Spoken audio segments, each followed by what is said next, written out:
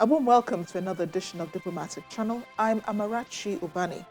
This week, as 49 heads of state from the African continent gather in Washington, D.C. for the U.S. Africa Summit, we speak to the U.S. Consul General in Lagos on what to expect from the summit, the benefits for Nigeria, and of course, some of the issues affecting Nigeria-U.S. relations. I'm sure you'd like to hear more about the U.S. visa policy. So stay tuned for the interview coming up in just a few minutes after a quick check, of course, on other discussions in diplomatic circles.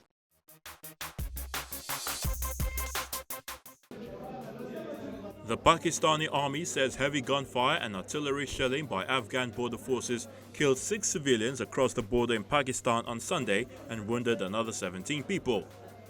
The troops retaliated at the Chaman border crossing in southwestern Balochistan province, but did not give details of any losses on the other side. One Afghan official in Kandahar, the province on the Afghan side of the border, says the incident was accidental and the situation had returned to normal after the two sides had a meeting. There were no other details on any casualties on the Afghan side. Afghan forces say the clash started after Pakistani forces demanded that Afghan forces stop building a new checkpost on their side of the border.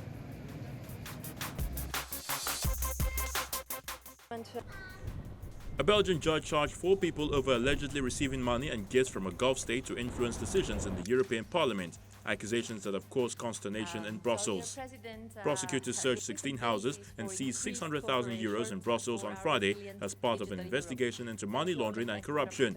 6 people were initially detained, 4 have been charged and 2 released, though prosecutors did not name those involved.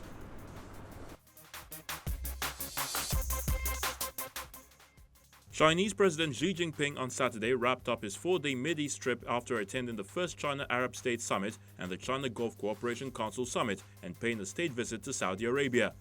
President Xi Jinping arrived in Riyadh on Wednesday to attend the summit and pay a state visit to the Arab country at the invitation of King Salman bin Abdulaziz Al Saud of Saudi Arabia. During the summit, President Xi proposed 8 major initiatives on China-Arab practical cooperation involving food security, public health, green innovation, energy security, inter-civilizational dialogue, youth development, and security and stability. Finally, the man accused of making the bomb that blew up Pan Am Flight 103 over Lockerbie in Scotland in 1988 is in custody in the United States, according to Scottish prosecutors. The United States had announced charges against Abu Aguila Masood 2 years ago, and Scotland's Crown Office and Procurator Fiscal Service said he is now in custody. In 2020, the United States unveiled criminal charges against al-Masood, a suspected third conspirator, adding that he had worked as a technical expert in building explosive devices. Welcome back. For 3 days this week, the United States will host 49 African presidents for the U.S. Africa Summit, one that the U.S. says will demonstrate the United States' enduring commitment to Africa and one which will underscore the importance of U.S.-Africa relations and increase cooperation on shared global priorities. According to the U.S. government, the summit will build shared values to better foster new economic engagement, advance peace, security, and good governance, reinforce commitment to democracy, human rights, and civil society, work collaboratively to strengthen regional and global health security, promote food security, respond to the climate crisis, amplify diaspora ties, and promote education and youth leadership. We can hear more about this in my first interview with the U.S. Consul General to Lagos, Will Stevens, an experienced Foreign Service officer with overseas experience in South Africa, Russia, Turkmenistan, Israel, and Belarus. He also has experience in Washington at the Foreign Service Institute, the Bureau of Education and Cultural Affairs, and the Bureau of African Affairs, and a whole lot more.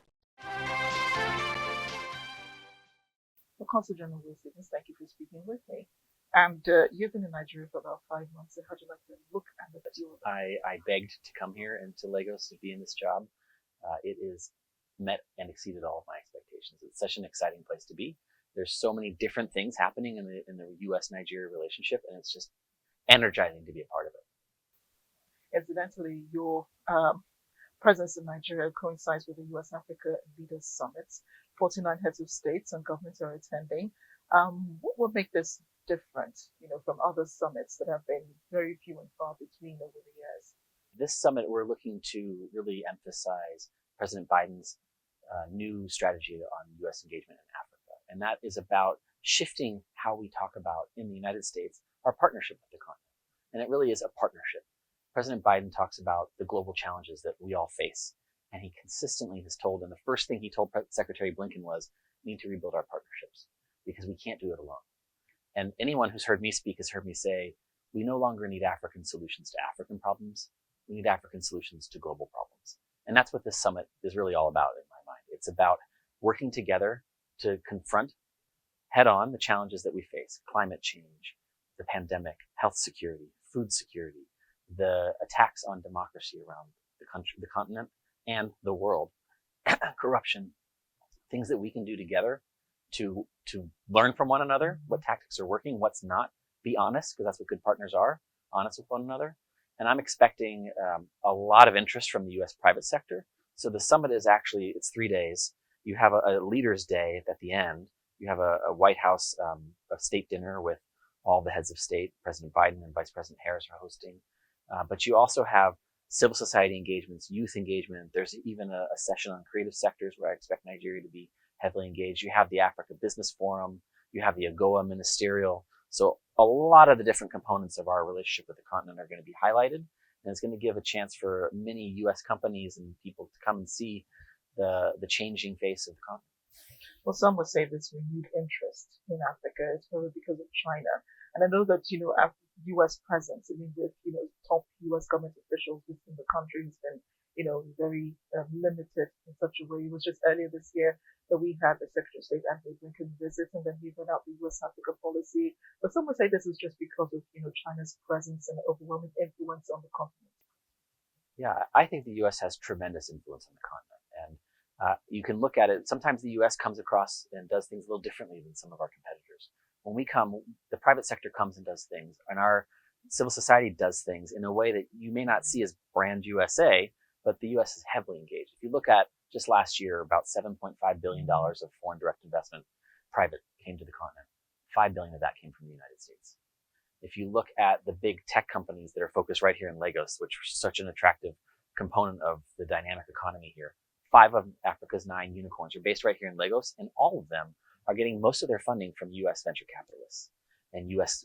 investors. There's tremendous interest and tremendous engagement from the private sector.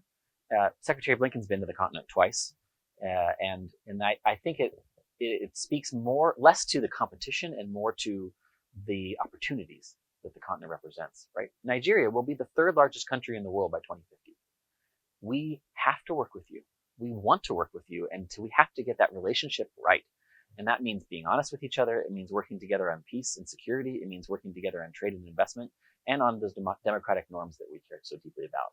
You've also been monitoring political developments on the continent, right?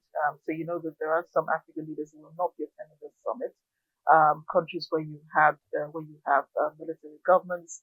How does the U.S. communicate with these countries, and what is the relationship like? Right. I mean, one of the great things about American diplomacy, in my mind, is we are present.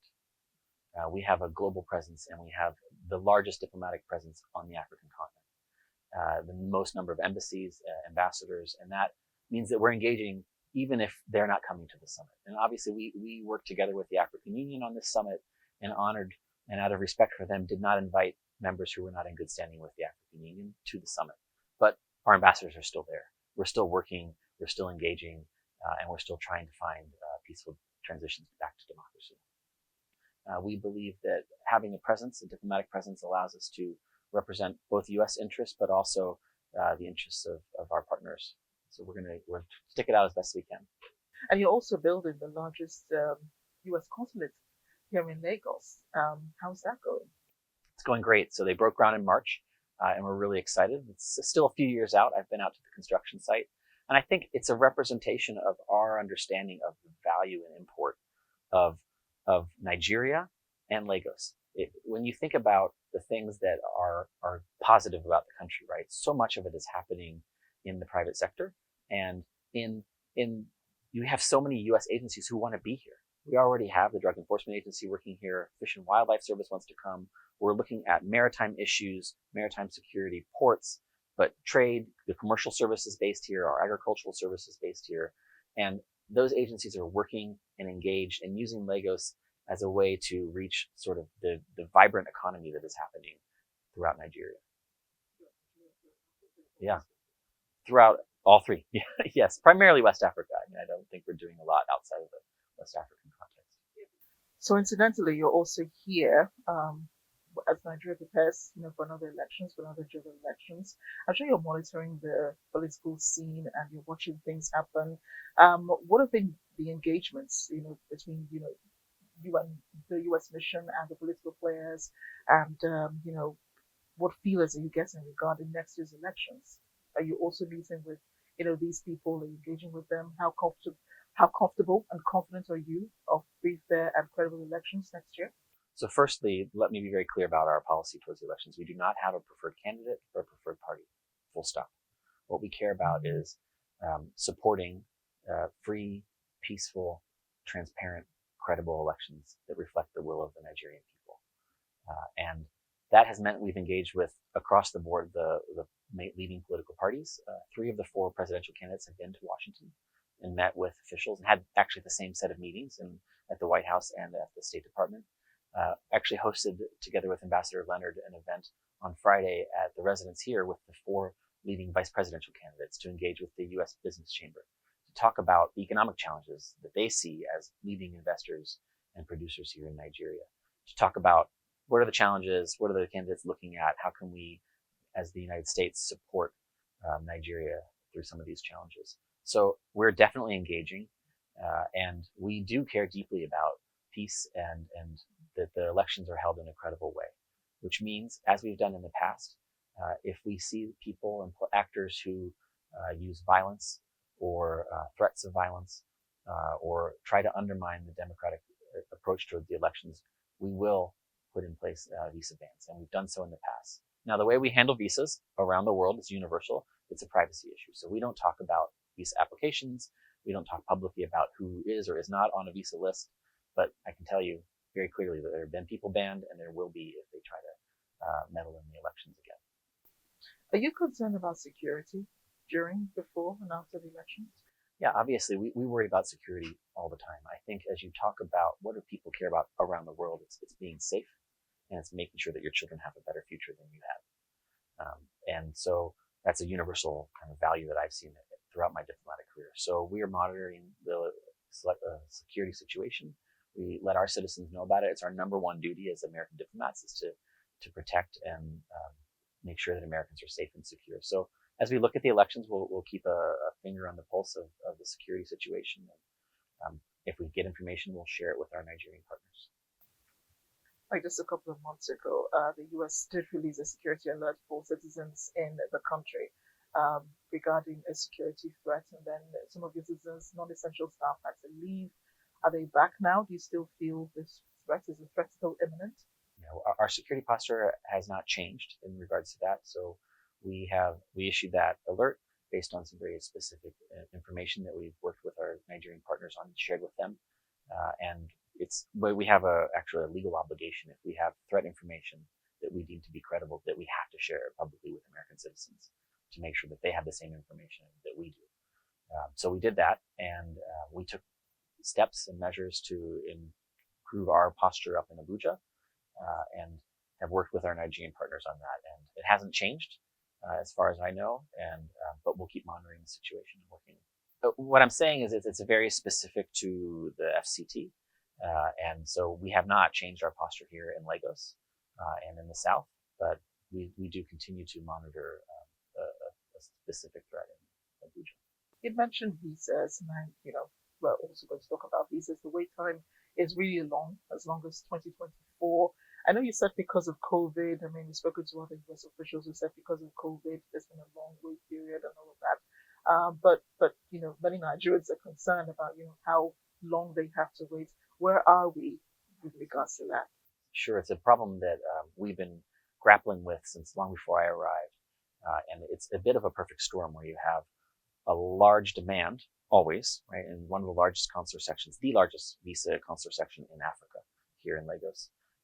But during COVID, we were cut down significantly in personnel and our ability to operate, but demand built up. So that definitely created a large backlog. So we've taken a couple of very specific steps. to try to combat that. And they've been quite successful already. We've cut the visa wait time by about 60% since August, which I think is great. Still too long, but what have we done? First, if you've had a visa that was valid any time in the last 4 years, you do not need to come in for an interview in the last 4 years. So we expanded that. It used to be 2 years, and now it's 48 months, 4 years. So that means you can use what we used to call the Dropbox, the interview waiver program. You're not required to come in. So you can do that online. We've opened up a lot of new appointments. Some of those folks who left Abuja are working on that program from Washington because they don't have to see people in interviews. So we've done that. And that is going to kind of create a little bit less tension in the system. And then secondly, we've increased our personnel here in Lagos.